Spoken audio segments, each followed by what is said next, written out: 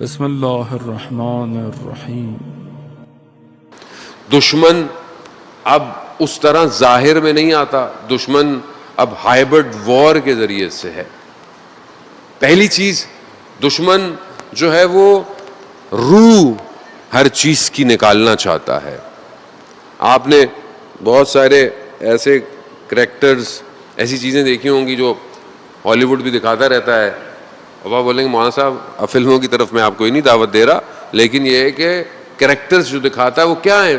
یہ character thought لیس، یہ character بغیر کسی حس کے ایک ریوڑ کی طرح جیسے میتیں ہیں وہ چل رہی ہیں۔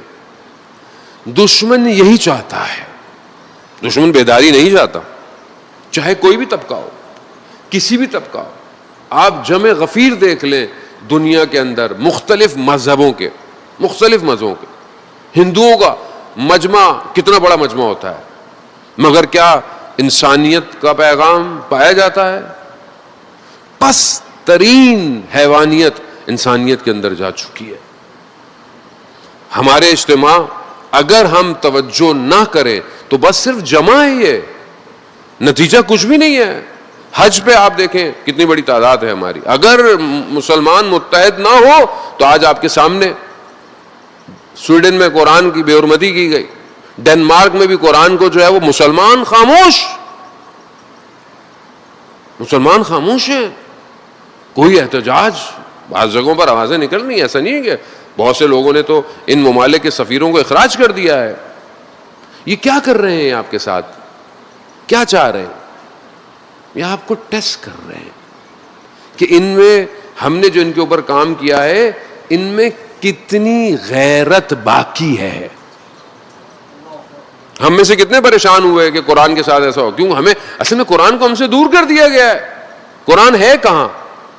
ہر وہ چیز جو قرآن کے مخالف ہے وہ ہمارے معاشرے میں رائج ہے، حلال سمجھ کے۔ میڈیا آپ دیکھ لیں، ہر وہ چیز جو حدود الہی کو توڑتی ہے وہ آپ کو سمجھ۔ یہ معاشروں کے اوپر جو مختلف جہت سے کام ہو رہا ہے، اور اس میں ایک عزاداری بھی ہے۔ عزاداری کو آپ روک تو نہیں سکتے، عزاداری کو آپ کم بھی نہیں کر سکتے، جو کوششیں کرتے رہتے ہیں، لیکن کیا کریں؟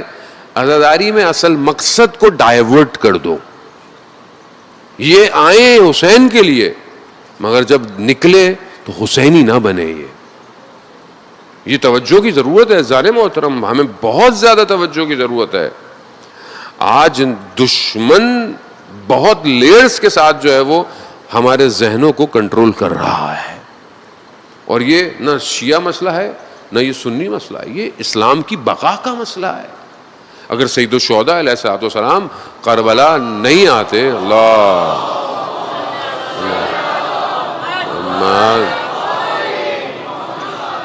اگر امام کربلا نہیں آتے اور یہ قیام نہ کرتے تو آپ سمجھتے ہیں کہ آج ہماری نمازیں باقی رہتی؟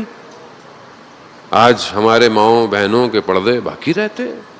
آج مظلوم کی صدا باقی رہتی؟ نہیں رہ سکتی۔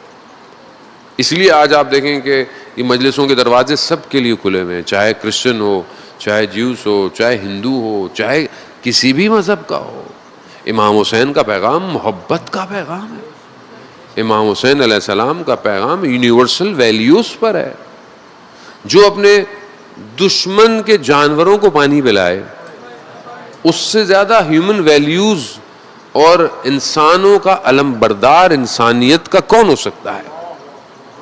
یہی پیغام ہم سب کے لیے ہے کہ جب آپ عزاداری کر رہے ہیں یا عزاداری کے راستے پر ہیں یا آ رہے ہیں یا جا رہے ہیں تو آپ سے کوئی ایسا عمل نہ ہو کہ کوئی یہ کہے یہ دیکھو یہ عزاداری کر رہا ہے۔